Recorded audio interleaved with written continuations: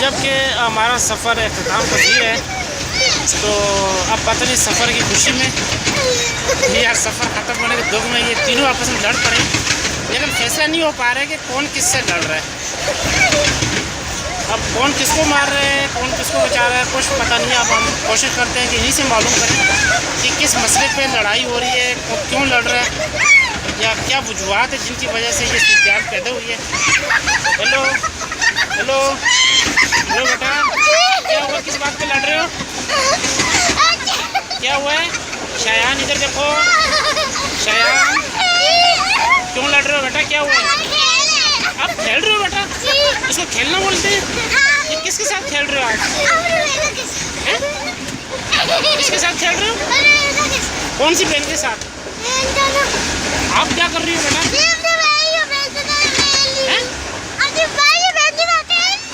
अपने भाई को क्या कर रही हो?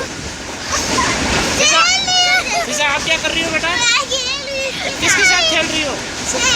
ये कौन सा गेम है बेटा, इसका नाम क्या है गेम का? ओह, इसका नाम, अभी गेम का नाम नहीं रखा आपने, क्या नाम है इस गेम का?